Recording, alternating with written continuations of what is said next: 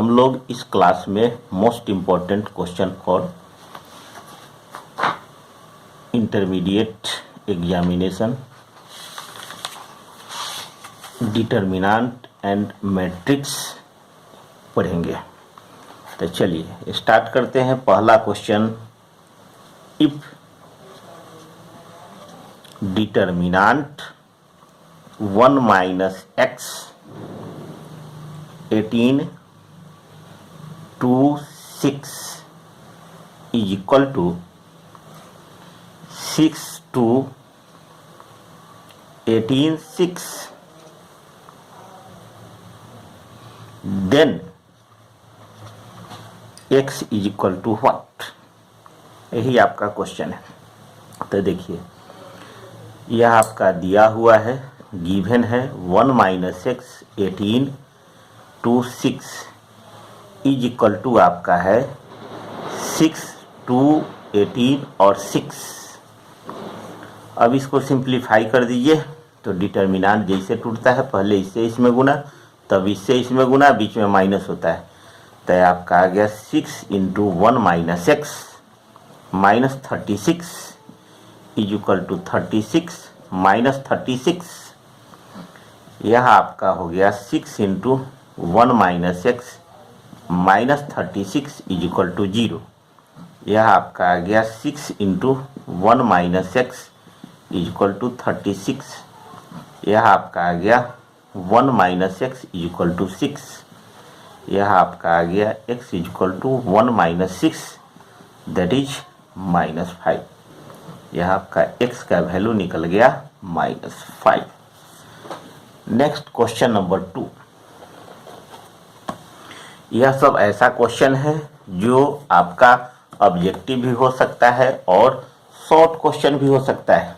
चलिए question number 2 यह कहता है if lambda belongs to real number and delta that is determinant is equal to A B C D, तब कहता है then lambda delta is equal to, इसमें कहता है कि कौन सही होगा। ऑप्शन ए यह है आपका lambda A, lambda B, lambda C, lambda D. Number 2 यह आपका है लैम्डा ए, बी, सी और डी।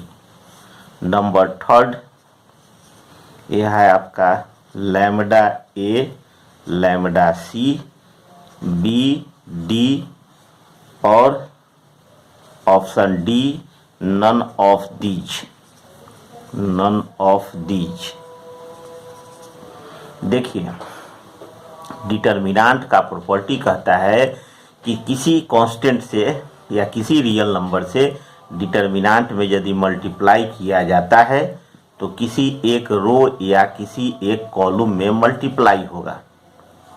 यही यदि मैट्रिक्स रहता तो सब में होता। तो देखिए यह ऑप्शन आपका सी सही होगा। लैम्डा से मल्टीप्लाई करना है तो किसी एक रो या किसी एक कॉलम में, किसी एक रो में या किसी एक कॉलम में, तो यह आपका ऑप्शन होगा lambda A, lambda C, B और डी, अर्थात ऑप्शन आपका सी सही होगा। Next question number 3।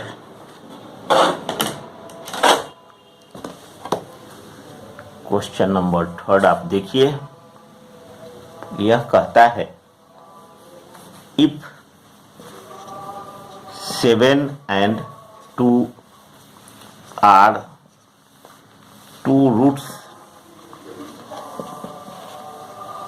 of the equation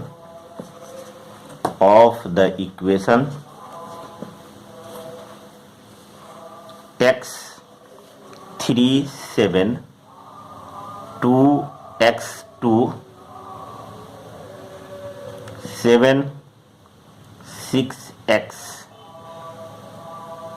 is equal to 0, then the third root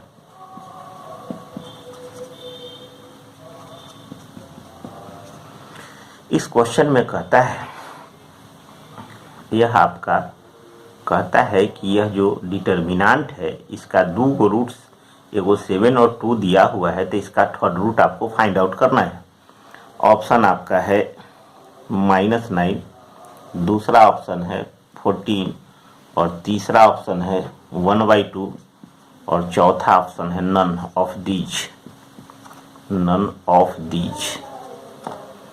चलिए, अब इसको बिना सिंप्लीफाई किए हुए आप इसका आंसर कैलकुलेट नहीं कर सकते हैं, तो इसको हम सिंप्लीफाई करते हैं। तो x है 3 है 7 है 2 है x है 2 है और 7 है 6 है x है इक्वल टू 0। आप क्या कीजिए कि इसको ना सॉर्ट करने के लिए कॉलम फर्स्ट में कॉलम थर्ड को घटा दीजिए या थर्ड में फर्स्ट को घटा दीजिए। है ऑब्जेक्टिव क्वेश्चन लेकिन सब्जेक्टिव की तरह ही बनेगा। यह आपका आया x - 7, यह आपका 0 और यह आपका 7 - x, यह आपका आ गया 3 7 x 2 और 6x। यह आपने क्या किया कि C1 में C3 को सब्सट्रैक्ट किया, C1 एरो C1 - C3।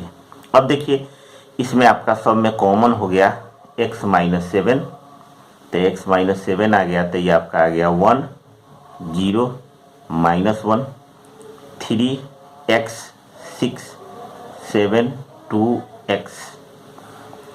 अब क्या कीजिए कि लास्ट वाला कॉलम को उठाइए, लास्ट वाला रो को उठाइए और फर्स्ट रो में ऐड कर दीजिए, चाहे फर्स्ट को उठाइए और लास्ट में ऐड कर दीजिए। तो ऐड कीजिएगा तो ये होगा 0, ये होगा 9, ये होगा 7 + x। अब देखिए इसके बाद सिंप्लीफाई करते हैं। यह आपका हो गया x - 7 और फर्स्ट को लास्ट में ऐड कर दीजिए 1 3 7 0x 2 और यह आपका आ गया 0, ये आपका आ गया 9 और x + 7 इक्वल टू 0। यह क्या किए R3 एरो R3 + R1। अब सिंप्लीफाई करना आसान है, 2 गो 0 आ गया तो ये हो गया आपका x - 7। अब यह सिंप्लीफाई हो जाएगा, 1 बंद कीजिए, यह बंद यह बंद, तो यह आपका हो गया x × x + 7 - 18 इक्वल टू 0। अब इसको सिंप्लीफाई कीजिए, x - 7 आ गया और ये आ गया x² + 7x - 18 इक्वल टू 0। अब इसको फैक्टराइज कर दीजिए, तो x - 7 आ गया और ये आ गया आपका x² + 9x - 2x - 18 equal to 0। अब यह आपका आ गया x - 7। अब इसमें x कॉमन ले लीजिए, x + 9 हो गया, इसमें 2 कॉमन लीजिए, x + 9 हो गया इक्वल टू 0। अब यह आपका आ गया x - 7 और यह आपका आ गया x + 9 और यह आपका आ गया x - 2 इक्वल टू 0। अब आपका x का वैल्यू आ गया है, एगो 2 एगो 7 एगो -9, तो आंसर आप समझ गए कि -9 होगा। आंसर आपका होगा A, क्योंकि 2 और 7 इसका रूट्स दिया हुआ था, तो इसका थर्ड रूट आपका -9 हो गया। तो यह आपका ऑब्जेक्टिव क्वेश्चन था, लेकिन बना सब्जेक्टिव की तरह।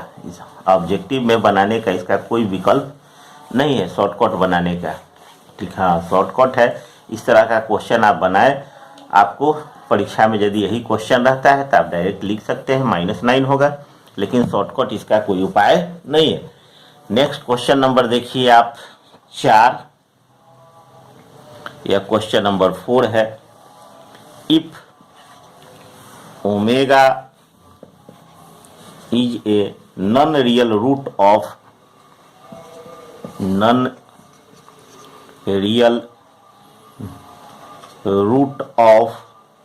the equation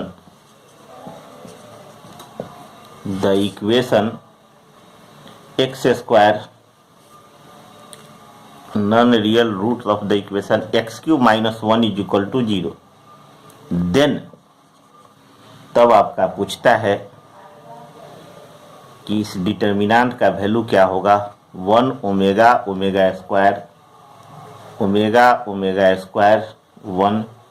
ओमेगा स्क्वायर 1 और ओमेगा। तो देखिए इसका वैल्यू क्या होगा यही पूछ रहा है।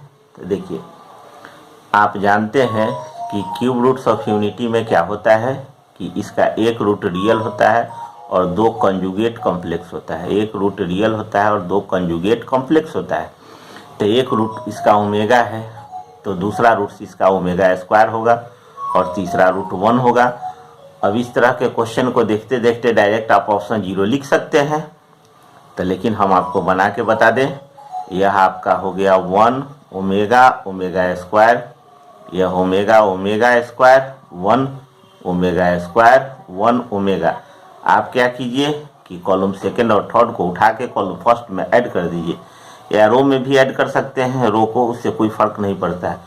1 plus omega square omega omega square plus 1 omega square 1 plus omega omega omega square 1 omega square 1 omega. अब देखिए यहाँ आपने क्या किया, C1 arrow C1 plus C2 plus C3 column first में कॉलम सेकंड और थर्ड को आपने जोड़ दिया। अब इसका वैल्यू होता है 0, ओमेगा ओमेगा स्क्वायर और 1 का वैल्यू 0 होता है। और एगो इसका कॉलम 0 हो जाए चाहे एगो रो 0 हो गया तो डिटर्मिनेंट का वैल्यू 0 होगा। तो आप समझ गए कि इसका ऑप्शन क्या होगा, 0। यहाँ आप क्या कर सकते हैं कि लिख सकते हैं 1 प्लस ओमेगा स्क्वायर का वैल्यू होता है आपका 0। चलिए अब क्वेश्चन नंबर 5 हम लोग देखते हैं। Question number 5, if A is equal to matrix I 0 0 I then A square is equal to, option दिया हुआ रहेगा उसमें आपको सिलेक्ट करना होगा। तो चलिए आपको A स्क्वायर का वैल्यू निकालते हैं। A इंटू ए, यह मैट्रिक्स का क्वेश्चन है। I है 0 है 0 है I है, यह है I है 0 है 0 है I। आप क्या कीजिए कि इसको इस तरह से उठाइए, रो में और कॉलम में मल्टीप्लाई कीजिए। तो यह आपका हो गया I into I square 0 into 0 0, यह हो गया I इंटू 0 तो 0 हो जाएगा और 0 इंटू आई तो भी 0 हो जाएगा। अब ऐसे उठाइए, ऐसे गुना कीजिए तो 0 इंटू आई और I इंटू 0।